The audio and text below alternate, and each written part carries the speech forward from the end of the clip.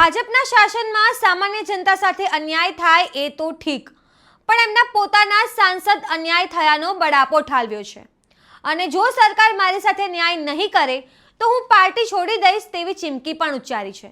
નમસ્કાર, હું છું નિરાલી। આપ અને ભાજપના આદિવાસી નેતા આમને સામને, ધારાસભ્ય અને સાંસદનો 75 લાખના તોડના વિવાદમાં રાજકારણ ગરમાયું। મનસુખભાઈ એટલે મનસુખ વસાવા, આદિવાસીઓના ભાજપના મોટા નેતા। આજકાલ કાકા બહુ જ નારાજ છે તેમના ભત્રીજા ઉપર। ભત્રીજો એટલે કોણ? ચૈતર વસાવા। સાંસદ મનસુખ વસાવા અને ચૈતર વસાવાને ઘેરવાના પ્રયાસમાં ખુદ ચૈતર વસાવાના કાકા સાંસદ મનસુખ કાકા જ ભેરવાઈ ગયા છે અને આ બેલ મુજે મારવાળી પરિસ્થિતિ સર્જાઈ। એક તરફ જિલ્લા કલેક્ટર ચૈતર વસાવાને 75 લાખ માંગ્યા નથી તેવું ઓન કેમેરા કબૂલાત કરી, તો બીજી બાજુ ચૈતર વસાવાએ કલેક્ટરને પણ લેખિતમાં રજૂઆત કરતા મનસુખભાઈ વસાવા ચારે તરફ ઘેરાતા હવે પાર્ટી છોડી દેવાની ચીમકી ઉચ્ચારી છે। થોડા દિવસ પહેલા ભાજપ સાંસદ મનસુખ વસાવાએ કહ્યું હતું કે આપ ધારાસભ્ય ચૈતર વસાવાએ જિલ્લા કલેક્ટર પાસે 75 લાખ તોડ રૂપે માંગ્યા છે અને એવું એમના જિલ્લા પ્રમુખે જણાવ્યું હતું। હવે જિલ્લા કલેક્ટર દ્વારા સાંસદે કરેલા આક્ષેપોને ઓન કેમેરા નકારી કાઢ્યા છે। ચૈતર વસાવાએ પણ કલેક્ટરને લેખિતમાં રજૂઆત કરી હતી ત્યારે ક્ષોભમાં પડેલા સાંસદે સરકાર અને અધિકારીઓ પર જ નિશાન તાક્યું। આ સ્વયંવીર સાંસદે કહ્યું, અધિકારીઓ અને સરકાર માટે તેઓ ખોટા લોકો સામે લડે છે। વધુમાં ઉમેર્યું કે સરકાર મારી સાથે ન્યાય નહીં કરે તો હું ભારતીય જનતા પાર્ટી છોડી દઈશ। મનસુખ વસાવા ભાજપ સાથે પણ હવે આંકડા ભેરવી રહ્યા છે, કારણ કે પહેલા નાંદોદ વિધાનસભાના ધારાસભ્ય દર્શના દેશમુખ ઉપર પ્રહાર કર્યા, તેમાં નિષ્ફળ રહ્યા અને હવે દેડિયાપાડાના ધારાસભ્ય ચૈતર વસાવા ઉપર પ્રહાર કર્યા, તેમાં પણ નિષ્ફળ ગયા। સાંસદે ચારે તરફ નિષ્ફળ થવા ભેરવાઈ ગયા છે। માન્ય ભરૂચના સાંસદશ્રી દ્વારા ચૈતર વસાવાએ 75 લાખ રૂપિયાની માંગણી કરી તોડ કરી એવો આક્ષેપ કર્યો હતો અને આ રજૂઆત કલેક્ટરશ્રીએ અમને કરી છે એવી વાત હતી। ત્યારે જિલ્લાના વડા અમારા કલેક્ટર સાહેબને અમે મળવા માટે આવ્યા અને કલેક્ટર સાહેબે આપ સૌના હાજરીમાં ખુલાસો કર્યો કે આ તદ્દન વાત ખોટી છે। એટલે મનસુખભાઈને મારે વિનંતી છે, જે મુદ્દો એ વડાપ્રધાનશ્રીના ડેડિયાપાડા કાર્યક્રમના ખર્ચાનો છે તો એની જ માહિતી રાખો ને। તમે આવા પાયા વિહોણા એક સાંસદ તરીકે મારા પર આક્ષેપ કરો, મારી રાજકીય કારકિર્દી, મારી શાખને તમે નુકસાન કરવાનું કામ કરો, એ વ્યાજબી નથી। આજે કલેક્ટર સાહેબે નિડરતાથી ખુલાસો આપ્યો અને કહી દીધું કે આ તદ્દન પાયા વિહોણી ખોટી વાત છે। એટલે મનસુખભાઈ ફરી આવવાર અમારા પર પાયા વિહોણા આક્ષેપ નહીં કરે, નહીં તો અમે લીગલી કાર્યવાહી એમના પર કરાવીશું। મનસુખભાઈનું નિવેદન બી છે કે વારંવાર એક જ મુદ્દો લઈને કેમ તમે ઉછળો છો? હવે વારંવાર તો ક્યાં છે, કાર્યક્રમ 15મી નવેમ્બરે થયો અને આ મહિનાની સંકલનમાં મને એમણે માહિતી આપી। હવે જનતાના પૈસાના કાર્યક્રમ થયા તો અમે જનતાની સમક્ષ મૂક્યું છે। એમાં મનસુખભાઈને પેટમાં કેમ દુખે? મનરેગા કૌભાંડનો મેં ઉજાગર કર્યો ત્યારે એમને પેટમાં દુખ્યું, નલ સે જલ કૌભાંડની મેં વાત કરી ત્યારે એમને પેટમાં દુખે છે અને જ્યારે આજે આ ખર્ચાઓના માટે મેં માહિતી માગી ત્યારે પેટમાં દુખે છે। એટલે મને લાગે છે આ કોન્ટ્રાક્ટરો એમના જ છે, એટલા માટે એ ખોટી પાયા વિહોણી અમારા પર વાતો મૂકે છે। તમારી રાજકીય કારકિર્દીને ઠેસ પહોંચાડવાનું મનસુખ દાદા એક સાંસદ છે, હું ધારાસભ્ય છું। કોઈ પણ એવી ગંભીર રજૂઆતો હશે એમણે મને ધ્યાન પર મૂકવું જોઈએ।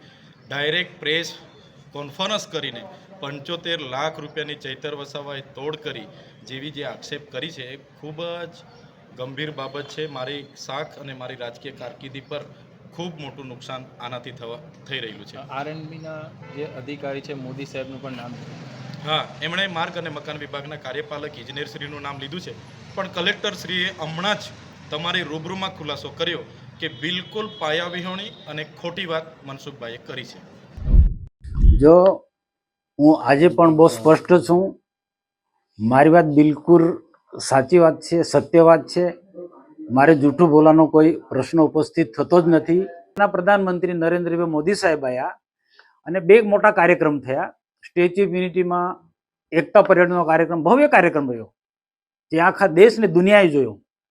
પછી બીજો દેવમોગરા માતાજીના દર્શન કરીને ડેડિયાપાડામાં ભગવાન બિરસા મુંડાના જન્મ જયંતિનો આખો કાર્યક્રમ ઉજવ્યો।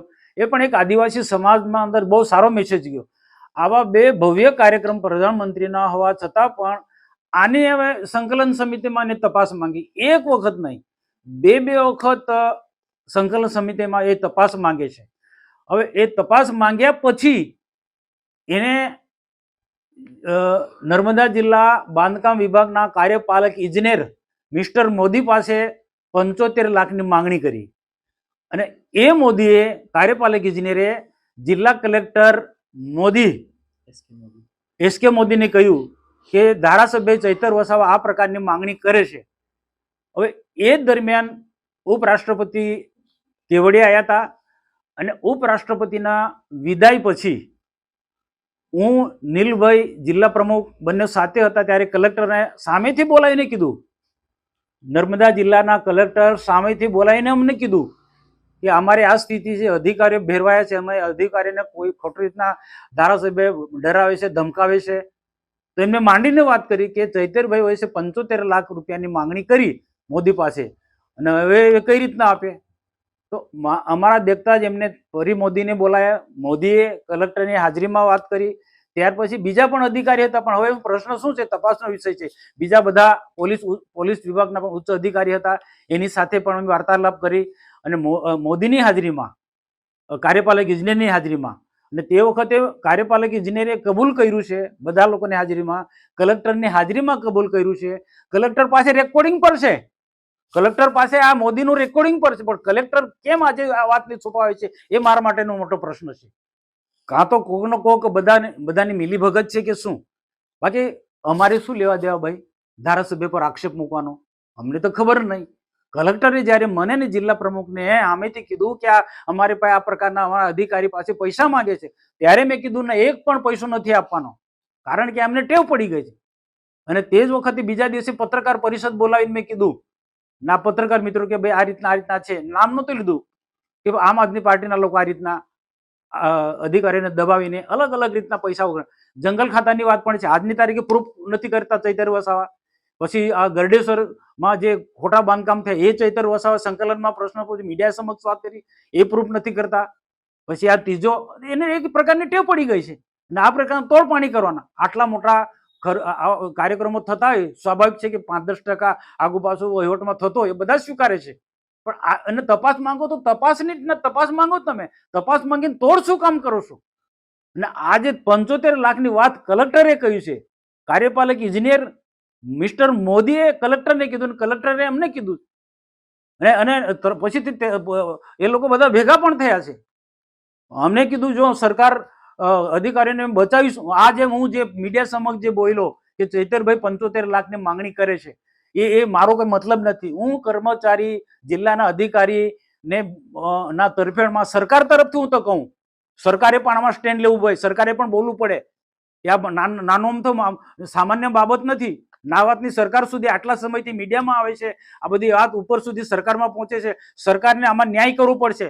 કલેક્ટર સાચો છે, ચૈતર વસાવા સાચો છે કે મનસુખ વસાવા અને નીલ રાવ જિલ્લા પ્રમુખ સાચા કોણ છે? એ કલેક્ટરે સ્ટેન્ડ લેવું પડશે આમાં, અને રાજ્ય સરકારે સ્ટેન્ડ લેવું પડશે. હું છોડવાનો નથી, હું સત્યની લડાઈ લડું છું, હું સાચો છું.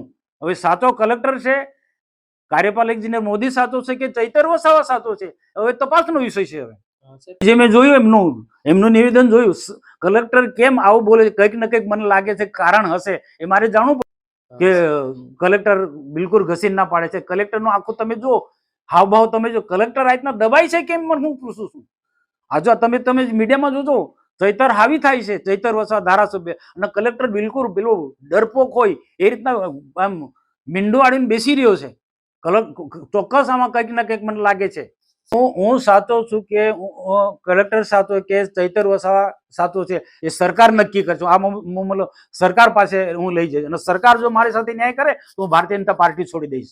કલેક્ટર પાસે પણ જઈશ અને સરકારમાં પણ જઈશ, ને સરકાર જો મને ન્યાય નહીં કરે, જો મારી લડાઈ જે છે એ કોની સામે લડાઈ છે? સરકારને છાસવારે ગાળો દે છે, બેફામ ગાળો દે છે, સરકારના મંત્રીઓને ગાળો દે, અધિકારીને ડરાવે છે, ધમકાવે છે.